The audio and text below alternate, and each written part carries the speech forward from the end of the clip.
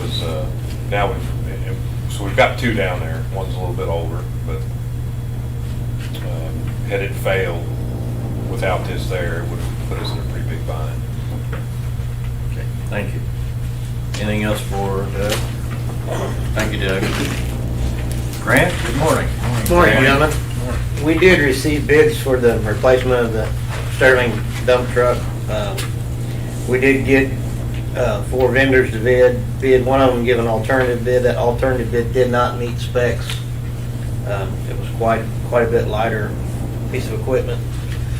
So at this time, I would make a recommendation for a motion to accept the bid from Premier Truck Group of Kansas City for a new Freightliner 114 SD tandem axle cab and chassis, the amount of $115,302. That is just the cab and chassis. The hydraulic cylinder bed will be bought at a later date. Be bidden at a later date. What is that? It's hard to find a company that puts them both together. Typically, you just buy the cab and chassis, and then it's a complete different entity. Unless you buy used, and there wasn't really a lot. I kind of perused the market, and there wasn't really a lot that was much better than what we had available. So what do you estimate the cost of that be? I bet you we can put a bet on it for between $10,000 and $15,000. So I know that the cab and chassis is under budget, but if we were to sell the old dump truck, I do believe we can probably get $35,000, $40,000 minimum out of the dump truck that we have. Looking at the market now, and that market's kind of going up for the used equipment. So I think we'll be fine budgetary wise if we sell the old truck. Do you know how much was budgeted for the dump bed? The $120,000 was the total number for. Oh, it included the dump bed. Okay. All right. Which a year ago would have covered it. Yeah, But Grant and I talked, we think, with the sale of the old unit, we should put us in the ballpark budget-wise. Do you think you'll have a hard time finding a dump bed? I don't think so. Like typically the same company that puts our utility bodies on, like that we've ordered. I think they said 8 to 10 weeks was what we're doing that. So I mean, it's kind of 8 to 10 weeks nowadays is not bad. It's a pretty good number. Right now it's like, all right, it's pretty quick. Pretty good. It's silly to say that that's not bad, but it really in the day that's not. Is there an option to use the existing dump bed? I don't believe that the chassis are the same with the, there's 23 years difference there, and there's. Okay. I don't think he wants the dump bed back. It's been Pretty rough. pretty rough. Nolan's been using it. Oh, okay. Let it explain that. Say no more. All right. I'll make a motion to accept the bid from Premier Truck Group of Kansas City, Missouri for a new Freightliner 114 SD tandem axle cab and chassis in the amount of $115,302. Second. Motion has been made and seconded to accept the bid from Premier Truck Group of Kansas City, Missouri for a new Freightliner 114 SD tandem axle cab and chassis in the amount of $115,302. There's no other discussion. All in favor, please say aye. Aye. Opposed? Motion carries. Thank you, gentlemen.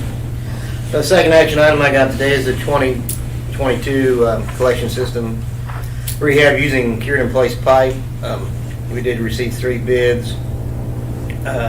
Low bid was Municipal Tool and Pipe out of Hudson, Iowa. I have done some research on them. They've done some work in Macon, Missouri, and Miller, Missouri, and there wasn't any issues. They were both happy with what the work they did. So at this time, my recommendation is a motion to accept the bid from Municipal Pipe and Tool Company LLC to rehab approximately 4,600 feet of 8-inch and 18-inch sewer main using CIPP method for a total cost of $167,110. When will they be able to start? That is tentative on when they get to bid. I think they said 60 days from when they receive the notice to proceed. Did it And for us then- last time. Last time was SAK, I believe. Okay. And then the completion, so they'd start 60 days after they receive the bid, and then how long do they, I guess they're. We give them 270 days Okay. for completion. No, notice we're over budget on this a little bit. Is that gonna be the trend moving forward, you think? I think so. I've been looking, in 2020, they charged $23.50, but there was a foot for 8-inch pipe, but there was a $3 from company to company. It's just this budget and this are so much sway in how they do it. You're not going to get two companies to bid it the same, especially if you got multiple sizes of pipe. But, I believe that it's going to be hard to budget from here on out, because particularly like this company has bid with us since 2017, and they've always been one of the higher bids. And now they've bid long enough that I think they're throwing their hat in the ring. So next time they bid it, they may be completely out of scope. That's just the way these companies work and this market works. Is they go low to get their foot in the door, and then Yeah, they start creep it back raising up on you. We do put, this is paid out of the I&I fund, so the customer $5 per month is what goes into for I&I. So Yeah, roughly fair. $300,000 a year Yeah. gets put in that fund to cover. Well, we split that And we split it up between the I&I study and this. But right now, we have $1.1 million in that fund. Yeah, I mean, I knew we had the money there in the account. I was just wondering if We're we're just gonna need to gonna- raise that budget number up to. Well, either that or 75 or 180 a year. Either that or we have to lower the footage. I mean, Yeah. it's just gonna cost more per foot moving forward.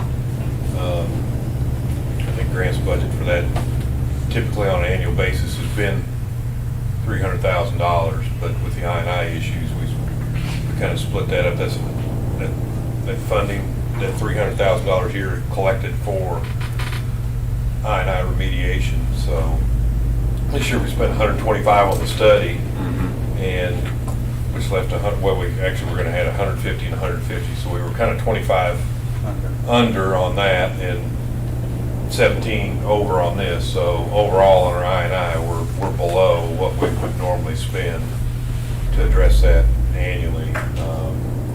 This was included in this year's budget. It won't be spent until next year's budget. So effectively, we had a year that we didn't.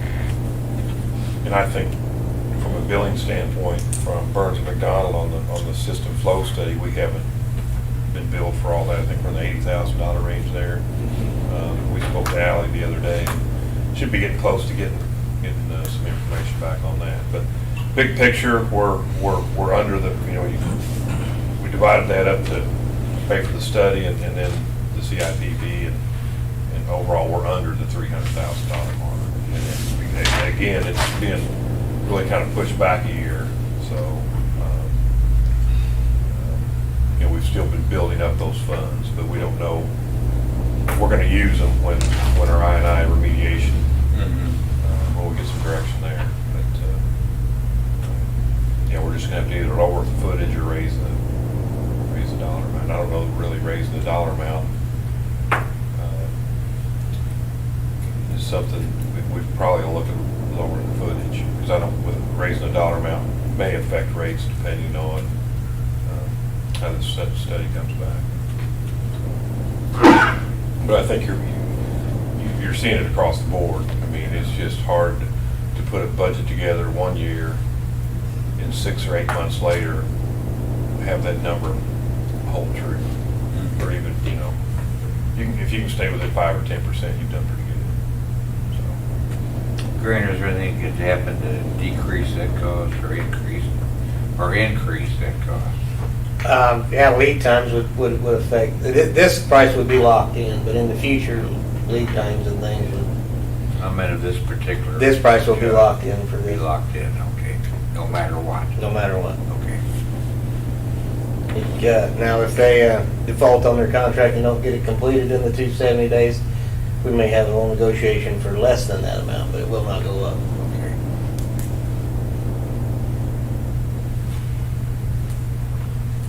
Yeah, it's been a real good project for us. The CIPP is just, a lot of people are doing it. And, versus the open cut, your dollar per foot's, your 30% of the cost it'd be if you open cut it. Somewhere in that neighborhood, probably, I'm guessing.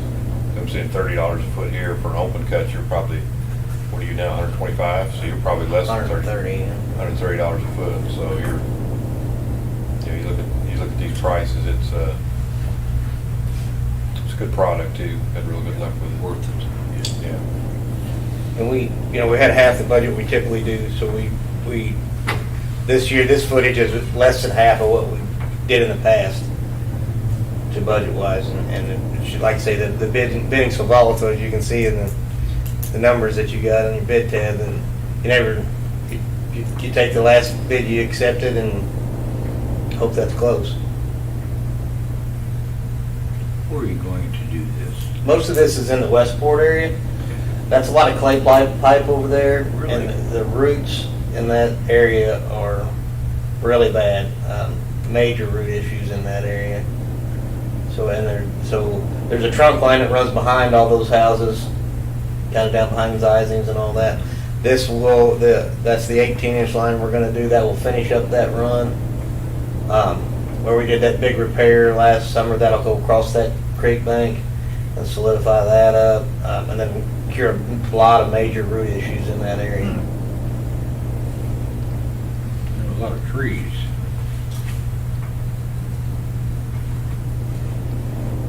So I'd make a motion to accept the bid from Municipal Pipe Tool Company LLC to rehab approximately 4,600 foot of 8-inch and 18-inch sewer main using the CIPP method for a total cost of $167,110. Second. Motion has been made and seconded to accept the bid from Municipal Pipe Tool Company LLC to rehab approximately 4,600 feet of 8-inch and 18-inch sewer main using the CIPP method for a total cost of $167,110.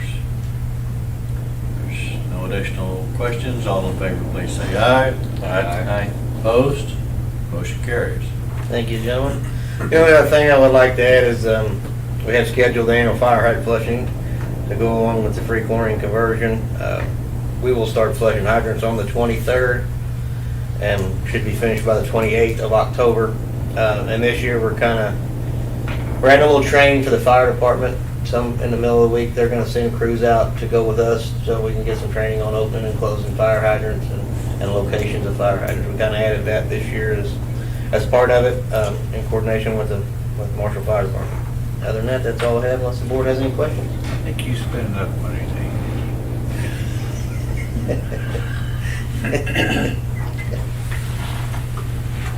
Thank you, Grant. Travis, good morning. Morning. Morning. Just an update on the filter media replacement project. Contractor will have to come back and take some of the media out. They put it too deep where the surface wash arms wouldn't turn and everything else, so they're gonna remove some of the sand and then replace the anthracite and everything. So that should be complete when they get that. And it's supposed to be here next week to do that. so a second filter or Yeah, that's the last one last one? for this particular year. But other than that, if you have any questions, I'll be happy to answer them.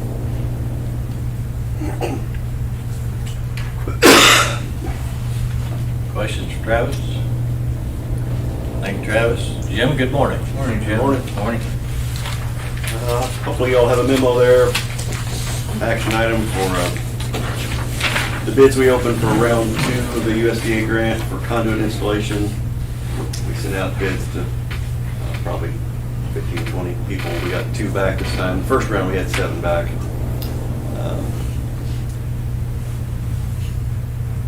The low bid from Coleman Plumbing, one other bid from somebody else in Missouri. Our recommendation is to go ahead and accept the bid from Coleman Plumbing. There'll be some paperwork, some bonds, and some safety stuff, and basically the same paperwork we went through for the first time. This will be 3 separate contracts, so we'll have one active at a time. So I think we'll probably go ahead and have all 3 of them signed, but probably won't have the bonds required for each individual one until he starts, or we'll have to figure that out. But our recommendation is to accept the bid from Coleman Plumbing. Yeah, we're breaking it up into smaller projects to keep the projects under $1 million and on a small scale. Classification for USDA, I think that just makes everything easier. Yeah, if your project goes over $1 million, the large scale construction is a whole nother level of red tape, so we're trying to keep everything. That's why you're splitting it. Yeah, break it up into smaller sections. This is about 85 miles out of 450 miles total in round 2, so this will be a chunk of it, but not about a year's worth, so 9 months worth. So we'll have these bids about every 9 months or every year or so. Works out to about $2.20 a foot. The other bid was about $7 a foot, I believe, roughly average. And you can see the fuel surcharge on there. It's going to be more common. Is it? Yeah, I think we've seen it with tree trimming contracts in the past. Where there's escalation tied to fuel costs. And so I'm not surprised we didn't have this last time, but with recent increases in fuel cost, if those guys don't tie it, they use a lot of fuel in those machines, and they can break their budget real quick if they don't cover the base. In the middle of the summer, when it was as dry as it was, I think he was going through having to fuel up his plow twice a day, and only not going near as far as normal because of the dryness of the ground, hardness of the ground. So he went through a lot of fuel in the summer. Back in 2019, when we were first budgeting round 1, we were estimating $1.10 a foot, and the bids for round 1 came in at $1.60 a foot because inflation hit, and those bids were due before all the fuel prices jumped up. So he survived on the first round, but now we're up to $2.20 a foot. So Does he give you receipts for that, Jim? or for the fuel, no, we don't. We just bill by the foot. So, or he bills us by the foot. Is that supposed to be 2% or 0.2%? I asked him, and he said 0.2%. So That ain't nothing. yeah, yeah. No. So it's like I think $20,000. Chris, yeah, I think Chris is. Yeah, $20,000 for the whole project. So yeah, I asked. Okay. And I think he got that number from his accountant. Yeah. So, you know how those guys are. He's done a really good job for us, I think, on this first Yeah. round. He's pretty close to being done.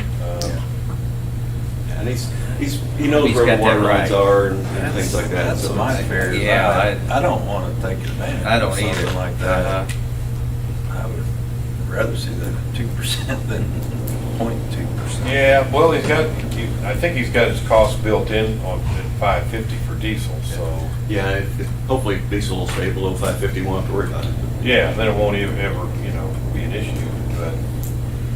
What did that come out as, Chuck? Well, 2% is 20,000. 20,000, but 0.2 is, The 2,000.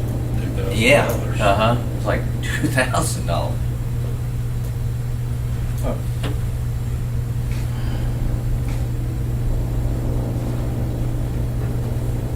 Yeah, that Jim, I asked the same question to Jim when I saw it, and Jim's talked to him, and he's confident that's the number he needs, so. I think he's probably accounted for that, because he's 60 cents higher per foot than he was on the first round. That would be my guess. And, we're providing conduits, so really his overhead is fuel, and then, if he's got subcontract labor for boring, he's should be covering his margins pretty good. I mean, And he doesn't have the travel that the other No. vendors have. So. No. yeah, you got a local guy here, and employs local help, and he's done a good job for us. Yeah, I just don't want to make Right, sure right. he's thinking straight on that. And I kind of had a conversation with him outside here one day, just kind of off the cuff. I'm like, how's it going for you? Everything going all right? Money good? Want Yeah. to make sure he's doing well with Yeah. this. He's done a really good job for us at a very, very good price. Yeah, absolutely not. Yeah. I don't want to negatively affect him. And I guess, like you say, he's quoting it at 550. And I hope diesel prices will stabilize a little bit. What are they Maybe now? get to that. Jeez. 480, yeah, 470, 480. Uh-huh. Their highest, I think 550 is probably about where they were at, maybe a little bit more. Yeah. And this is only for the year, right, Jim? Then he comes back next year with another contract? Yeah, ideally 9 months, but yeah. Yeah. Probably a year. By the time you take a couple weeks, a month off for winter, but yeah, probably be about the same time next year we'll be doing it again. Eventually, we'll have to have 2 crews going because, like I said, we got 450 miles, and this is less than 20% of that. So to get everything done in 5 years, eventually need 2 crews going, which, and probably on the south end of town, down where Doug lives, there'll be some rock stuff. Have to have rock saws. There'll probably be something like $7 a foot. So we'll break those into smaller sections that kind of minimize that as much as we can. But eventually, we'll have 2 crews going. Well, I will make a motion to accept the low bid from Coleman's Plumbing in the amount of $979,517.10 pending completion of outstanding items. Second. Motion has been made and seconded to accept the low bid from Coleman Plumbing, the amount of $979,517.10 pending completion of outstanding items. There's no additional questions. All in favor, please say aye. Aye. Opposed, motion carries.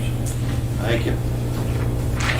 You guys did blow in about 1.25 miles of fiber Tuesday, probably blowing in another 1.25 miles before the end of the week, probably today. I'm not sure exactly if they're blowing today or not, but looks like they're headed that direction. And they're just about finished splicing on 65 number 1 area. 65 number 2 area will be relatively small, so we should be done with that pretty quick. Won't be too much longer, we'll start moving towards the south end of town. I don't know unless you have any other questions. No other questions. What's the outstanding items? That's like the safety stuff and the bonds and things like that I mentioned earlier. Same process as Yeah. last time. Yeah, we've got to send that off to USDA for final approval. It's just, that's part of that process too. So there's several items, a couple on his side and a couple on ours.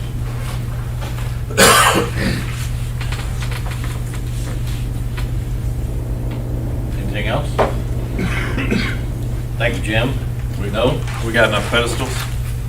We got pedestals in, shipment in, I think, in July. Next shipment's supposed to be due in January, so we should be good, hopefully, until then. And the shipment in January should be a pretty big one. The conduit, running out of conduit, Coleman's kind of delaying a little bit on these last 2 areas he's working on. We've got about 15 miles of conduit delay, and we only have about 10 miles in stock, or 10 miles in stock. So that's supposed to be in October, and then another shipment in January. So right now, we're okay on pedestals. Conduit's more concerned right now. Okay, now I'm done. Okay. Thanks, Jim. Nolan, good morning. Good morning. Morning. Had a meeting with Burns and Mac yesterday on the aeration project. There has been a delay on the MCCs. They were supposed to actually be here tomorrow. Sounds like they won't ship until late October now, so that'll push our startup back. They're still working with the manufacturers to see if they can increase that time, but we'll see what happens in the coming weeks. Number 2 clarifier, they did get everything taken out of that. They're actually starting to put things back in it already. So hopefully in the next week and a half or 2, we'll be starting that first one up. Get ready to tear apart the second one. On the FEMA stuff, the the break room bathroom project. The bathroom is complete now. I talked to Joe yesterday. They are building the cabinets now for the break room, so hopefully in the next week or two that will be complete. Other than that, I don't really have any updates unless you guys have any questions. Just curious, on that break room, is that on budget? They haven't submitted any change orders or anything? No.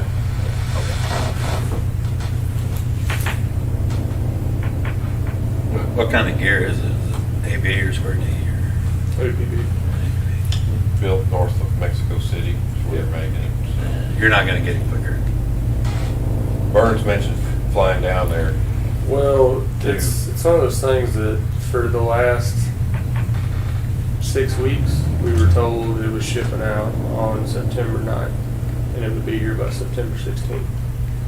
When they called Monday to see where it was, they said, "Oh, we didn't ship it. It's not going to be there until, or we're not going to ship it until late October."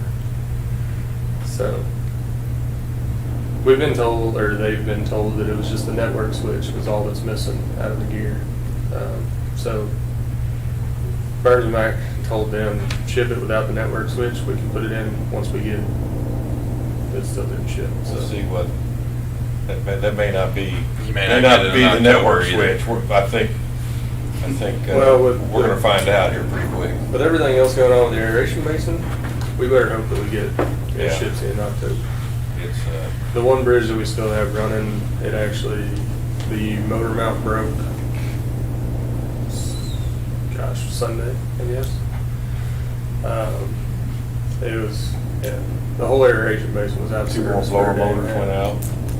Blower motors did show up at the shop in Sedalia yesterday, so hopefully we'll get those and put in soon, but We're spending money that we don't need to spend the longer this goes. yeah.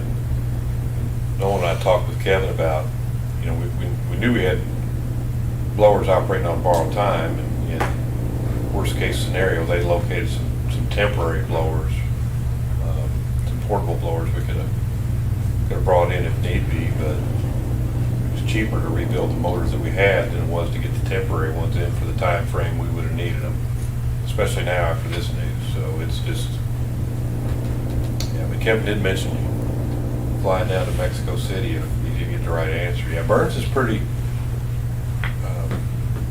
upset about it. I mean, they were told and given and made a promise to date, and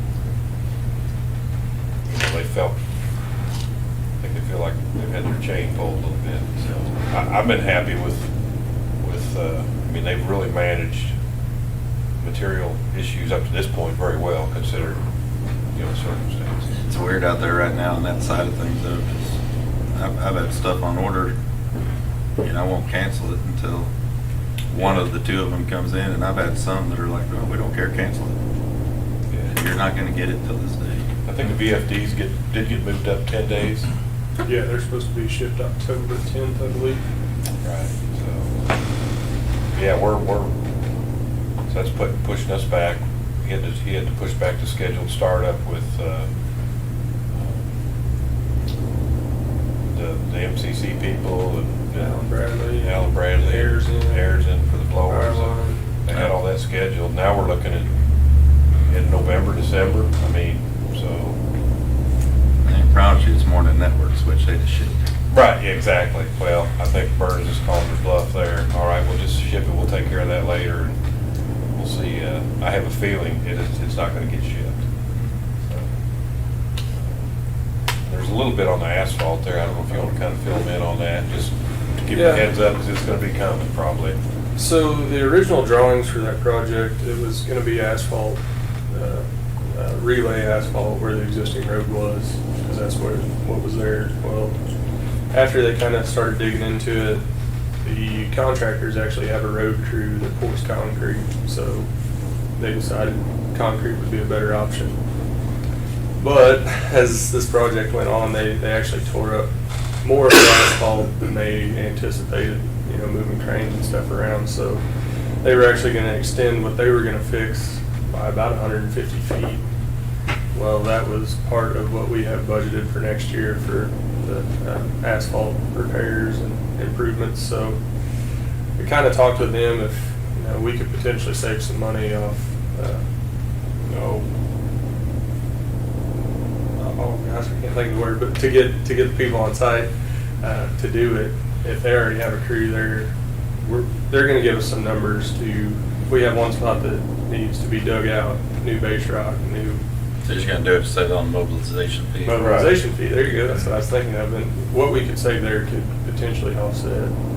But they're just gonna give us some numbers to see. Yeah, we're gonna get a price to do that, but I think he's looking at having them on site end of October, because you don't wanna wait too long. If it's asphalt, you're getting in the winter, you're not gonna, so he does have that budgeted for in next year's budget, so depending on where that pricing comes in, we may bring that to you pretty quick, if it looks like it'll save us some money or be a benefit to go ahead and kind of piggyback on having them here, so. And then reduce next year's budget. Yeah, it should, because they're doing part of what he had budgeted anyway, so. It's gonna save you a pretty good amount of money. Well, and it wasn't done right. It was a 2-inch overlay on gravel, a road, or dirt. And these have been, when they go back, they're gonna go back and dig it out, do a 6-inch base rock, and then a 4-inch asphalt, and then another 6-inch or 2-inch layer on top of it, so you'll have a foot. He's got big trucks driving through there, I think. So they'll do it right this They'll time. do it right, yeah, and I think that's, what they You talking about asphalt? tore up, I don't know that was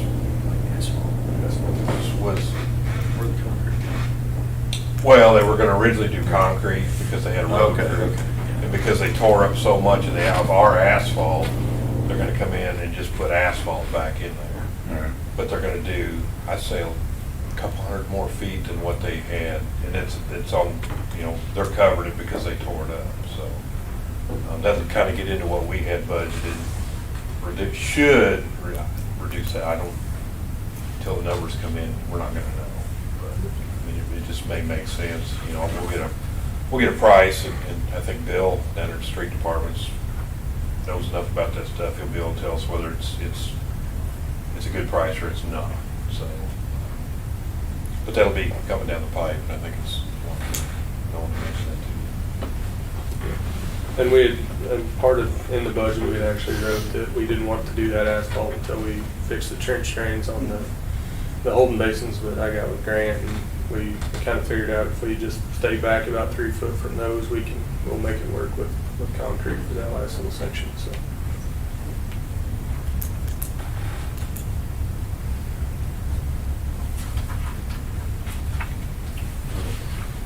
Any other questions for Nolan? Thank you, Nolan. Thanks, Nolan. Carl, good morning. Morning, General. Not a lot to add. Electrician did correct me. They said the first floor wasn't totally complete. There's still a little work to do there, so. But that is moving along. We're just kind of doing that as they have time in between other projects. On the unit 10 and 11 lighting upgrade.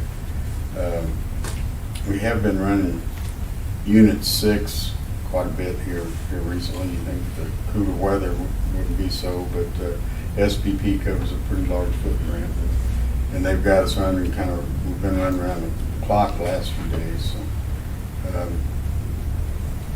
other than that, we're kind of working some with Jim on that fogger system. He's going to redo the PLC stuff and whatnot there, make some improvements there. It's something I think I really helped that whole system out a lot. So, other than that, I'll be glad to answer any questions if you have any.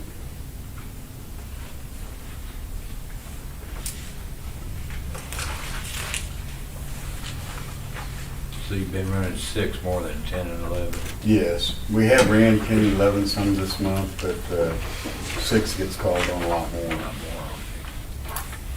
Did you get extended again, or did you Yeah, shut down we late have. this morning?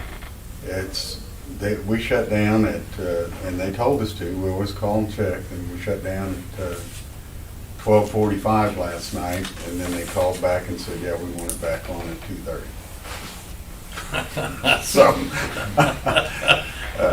so yeah, not getting a lot of sleep on some of this stuff. But, Yeah, I'm sure that's reliability. It's, with the weather we're seeing, we're kind of in a corner or an area that you know, there's some constraints and other things. So if a line gets taken out of service, Carl's phone rings, transmission line or something goes down, we're called on by the market. Make sure you let them know we got some more sites that they want to put some more generation. Yeah, I'm more than happy to accommodate that. Good spot for it. it is. I think that's being looked at. Probably run, well, Unit 6, like I say, it's in the SPP market. 10 and 11 is more dispatched by MOPEP, and we probably dispatch it more for economic reasons. It's, first week, next week's looking hot, so they may be running it. His phone will ring, yeah. Kind of, Carl, what, on the number 6 fogger, what's going on there? Didn't you think you had that fixed? we did, we had a pump go out, and it's one of those cat pumps. And that's working fine. We've just got some other issues. We replaced filters in the nozzles. I think there's 225 of those in there. Took all that out, replaced it. We just have some things that aren't working quite right. We're getting some trips and faults on it, and we're having difficulty, you know, figuring out what it all is. And the controls out there, that unit has, well, up until we got the building built, it all set outside, you know, year round. It did have a cover over it, but it was pretty hard on it. And we had in the plans to replace the PLC and stuff in there anyway. We've had trouble with it, so that's probably a good place to start to be able to check everything else out. So the fogger's in a new building, right? Yes, sir. And the RO system. Okay.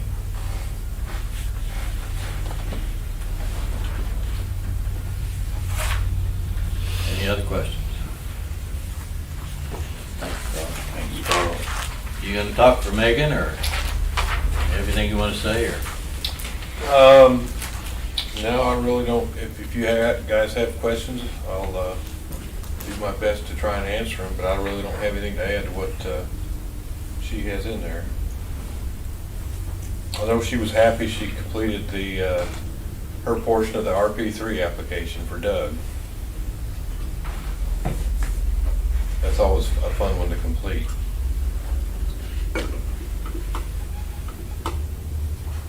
Okay, well, we'll just keep moving then. Tony, I guess you're up. Morning. Morning.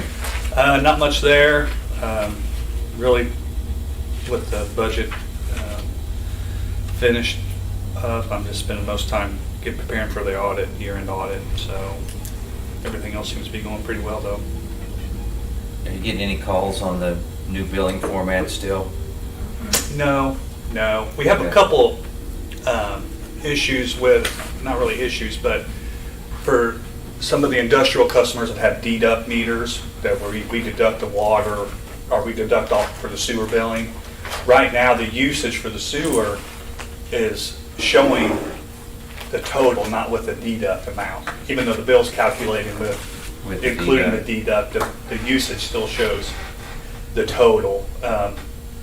So I think we have it fixed now before the industrial gets billed again, but that's really the only, it's just a handful of our bigger customers that have that issue.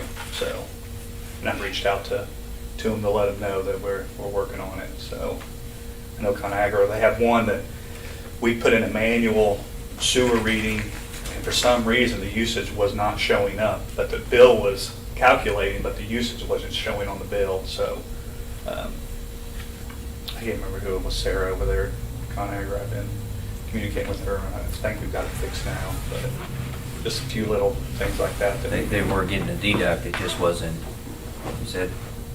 We were getting the deduct, but the usage wasn't including the deduct in the total usage.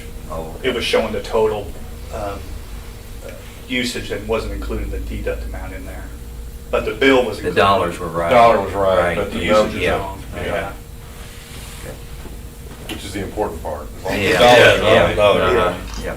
Yeah.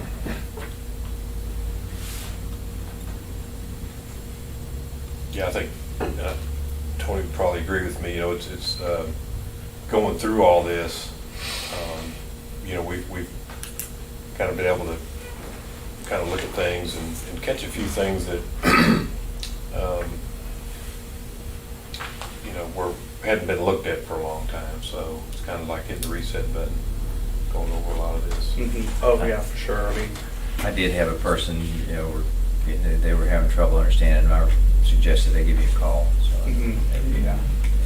Well, and a lot of the usage on the old system had 2 extra zeros, now ours doesn't, you know, so it should be able to just look at their usage and take it times the rate on our website, and it should calculate correctly. So just a lot of little different things, but we had a lot of questions there at the beginning, but they've all probably had any now. So Everybody settled into the new software and yeah, They're kind of up to speed with it. It's getting better every day. So Yeah, I'm still finding a lot of, not really mistakes, it's just things that, you know, early on we've made. That's why I'm trying to get it cleaned up for the auditors, because they're going to have, because we have a whole new GL system, so they're all going to be, you know, it's all new for the auditors too. So, so I'm trying to get as much of it cleaned up for them as I can. When did you say they would be in? Typically, they're here around 1st of November. They'll have someone come down at the end of the month and do spot check our inventory. But then they won't, and I'll have something for you guys down here in the next couple board meetings. But yeah, they typically show up around first week in November.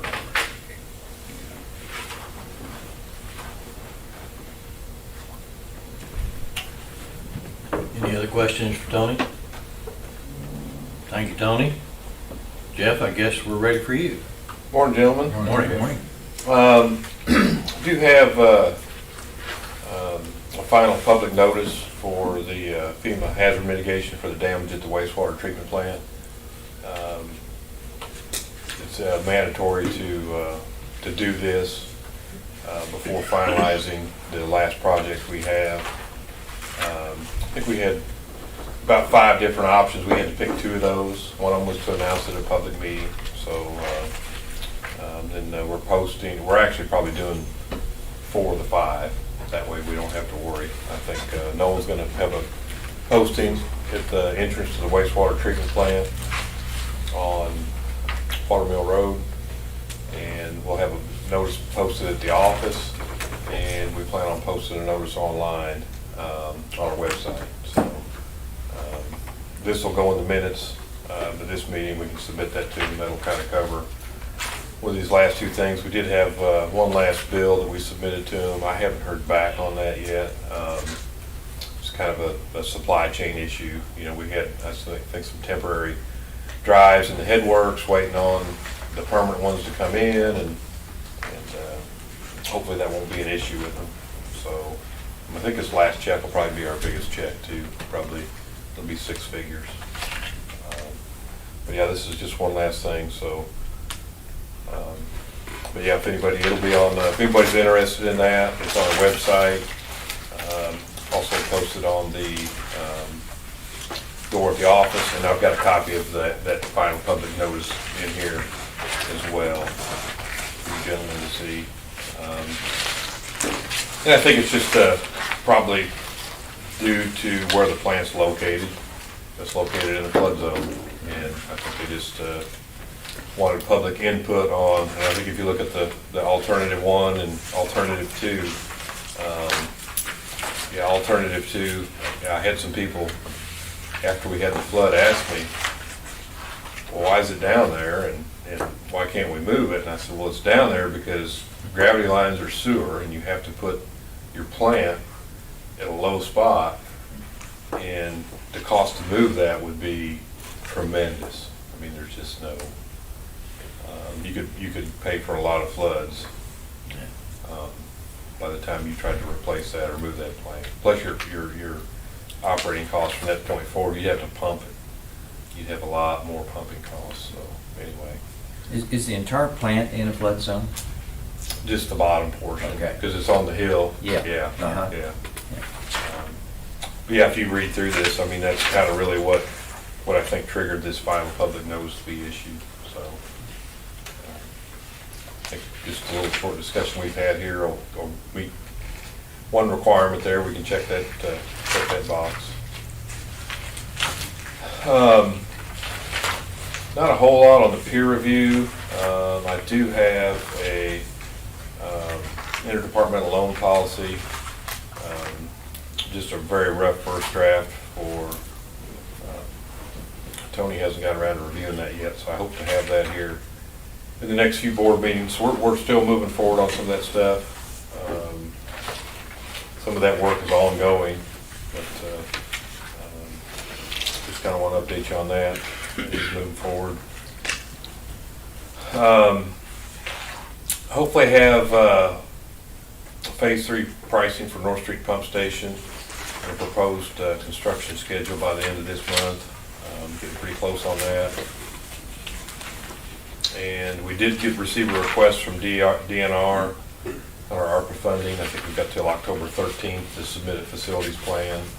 Grant and I had a conversation with Burns McDonald earlier this week. They're going to assist us with that. We're going to submit our CMOM, which is, what's that stand for?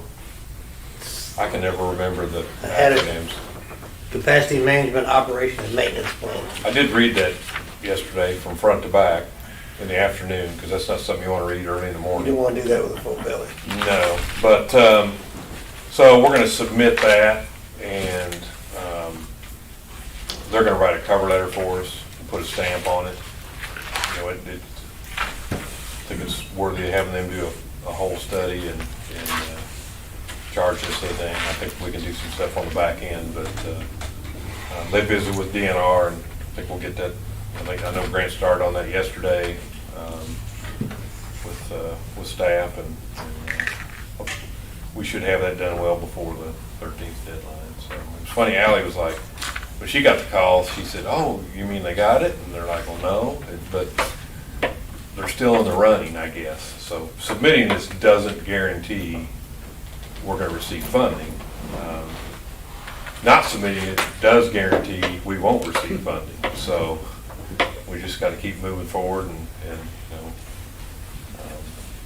I don't think we haven't received any questions on the ARPA for the water side, because we have an owner supervised plan, which I think, you know, they consider as a facilities plan. So don't have any questions on that yet. But anyway, moving that forward. You'll see in there too, we did get a request from a landowner at Marshall Junction.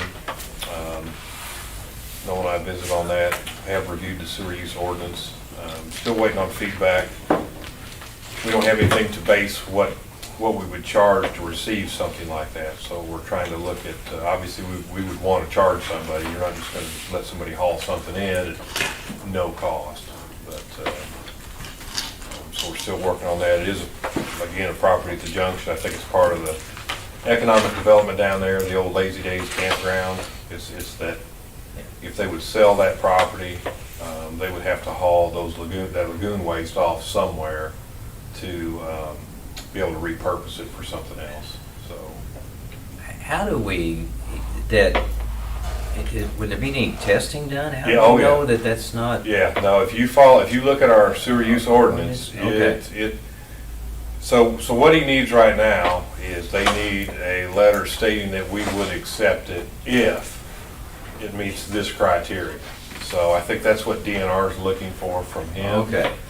But if all that testing is done and it doesn't meet that criteria, I mean, there's pretty stringent guidelines laid out in our sewer use ordinance. Yeah, no, Is it liquid, or is it sludge, or combination of It would be a combination. some of both? Uh-huh. Okay. I can send you a copy of our sewer use ordinance if you're I having need trouble. something to If you're having trouble sleeping, Doug. But yeah, I reviewed that. Section 2 is pretty detailed, so if we would send them a letter of acceptance for DNR, it would refer to our sewer use ordinance, and that they would have to meet all those guidelines. So, but kind of the thing I'm waiting on is just a charge there on what, you know, if we were to receive that, what would the fees be? And I've reached out through MPUA, and we may have a hard time getting that, because I don't know that that's something that happens very often. I don't know that a lot of, I mean, I'm sure Hanks or whoever does septic tanks has to haul it somewhere, and it probably gets tested or whatever, but hopefully we'll get some feedback there on what those costs are. But yeah, it'll be tested, and it won't be anything we won't accept anything that will damage our plant or upset our plant. Or hazardous, yeah. Or hazardous, right? No, Yeah. it lays out all that stuff, so. Anyway, I thought I'd just touch base on that just a little bit. I did have one thing on the peer review, and just for the sake of, so we can maybe start checking these off. This one down here about the mission statement. Now, I know the MMU mission statement was completed, and then this developed drafts for internet, gas, and admin. I think that's been on there for a while, is it? I need That's to kind of push, reviewed and get it off of there? I need to push that forward. I Okay. think that that hasn't been a priority for them, but yeah, it'd be nice to get it off Nice there. to complete it, yep. But, I think Okay. I've given Tony one. That's probably fine. And Jim's got one.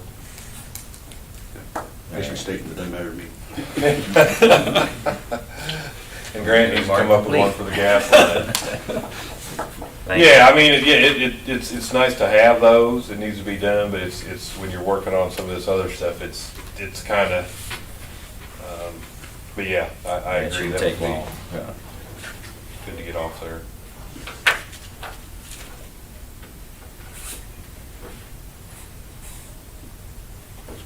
I don't have anything else unless you gentlemen have questions. You don't want to talk to Spencer about the stat sheet? Oh, we can talk about that, yeah. Yeah, if you'll I know look, I know he's been wanting, That's my favorite. if you look at,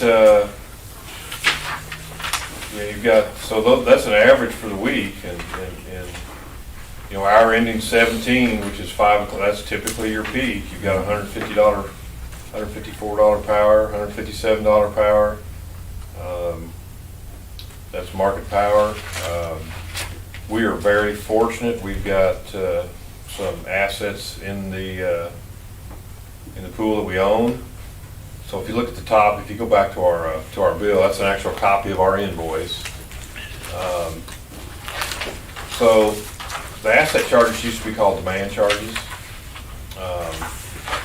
And what those are, the asset charges are to cover the capital costs we have with some of the projects. We've got Prairie States, we've got Plum Point, I-10-2, Nebraska Cities, that Marshall and the pool actually owns a portion of those plants.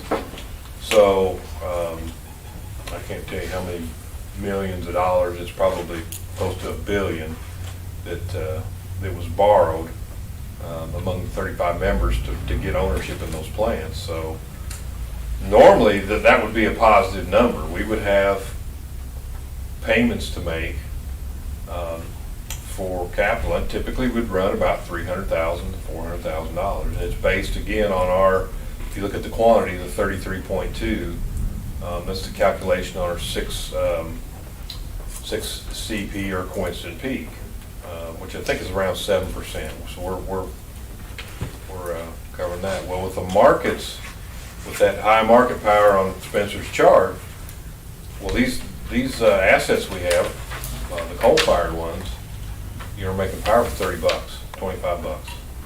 So it sells into the market at 150. That profit that's made covers our asset charge or our capital payment, and then kicked us $400,000 back. So, because if you look down below that under load charges, our megawatt hour was $88. Just strictly buying energy off the market. And that's how the market works. A generator sells all the energy into the market, and the consumer buys all their energy out of the market. Well, our plants are a hedge. Our plants, being MOPEP plants, are a hedge against the market. And you can see, even with the capital payments and the assets, it knocked off a substantial amount. You go down here to the bottom on the generation credits. So we've got capacity credits we receive, then we're getting energy credits. that totals another $336,000. So we've got kind of two hedges against the market. One is the MOPEP-owned assets, and the other is our local assets. And you can see that. So what could have been, originally the energy charge was 1.546 million. The total invoice due was dropped to 888,000. So, and then you go to our year to date. So really having those coal units, if you go back to this chart here and see our makeup, 63% coal, 24% gas. The nation's capacity on gas, the makeup of the market's about 44%. So we're about 20% below that. And I don't know what was gas today. It was 7 something yesterday. 765. Yeah, and it's been up as high as $9 in the last month. So that's really what's been driving market prices, and why we're seeing these really high numbers on these load rates. So, but being in the pools and the past decisions that have been made, it really kind of put us in a good position. I think Prairie State is a mine-mouth plan, so for you guys, if they do give tours, if anybody's ever interested in going on a tour out there, I think I've taken several people in the past, but it's not. We've got several plants that are running short on coal because of train deliveries. They're about Thank God they postponed the bill. Yeah, because that wouldn't have been good, because we're running short before that. Some of those bigger plants are about 29, 30 days. No, So, they come to an agreement. Come to an agreement. Thank God for that. yeah, that would have affected our coal plants. So, anyway, hopefully that helps you guys make more sense of that. If you ever have any questions on that, certainly let me know. But and of course, you see actual and estimated, and with the markets and all that truing up, a lot of that stuff doesn't get finalized for some time, so they have to make initial estimates to get the bill going. They're usually pretty close. I mean, they're if you see here, they're not off too far on those estimates.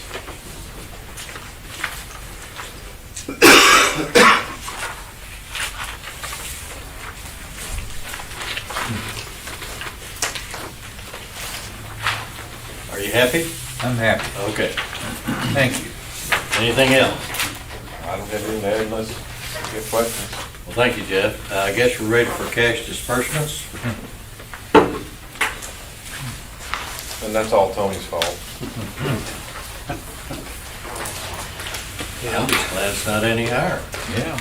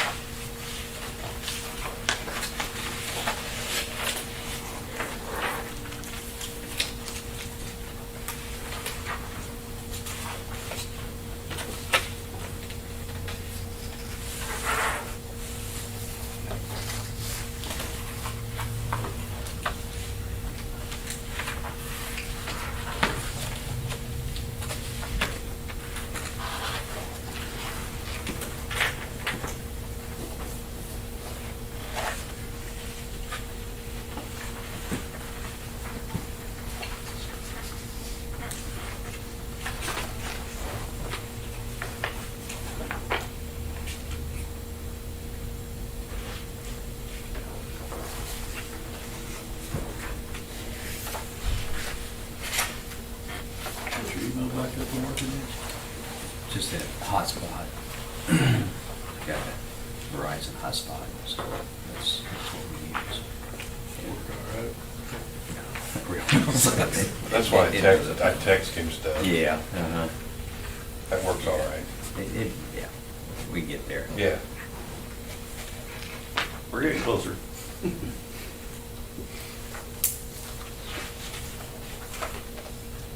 Jennifer, when's our next meeting gonna be? The 29th. 29th. I'd make a motion that we approve the disbursements as submitted. Second? Motion's been made and seconded to approve cash disbursements. All in favor, please say aye. Aye. Opposed? Motion carries. Next meeting will be the 29th of this month. Does that work for most people? As far as I know, Okay. none of my days goes up. Anything else to come before the group? Nope. I would entertain a motion to adjourn. So moved. Second. Motion been made and seconded to adjourn. All in favor, please say aye. Aye. Opposed? Motion carries. Thank you, Mayor. Appreciate it.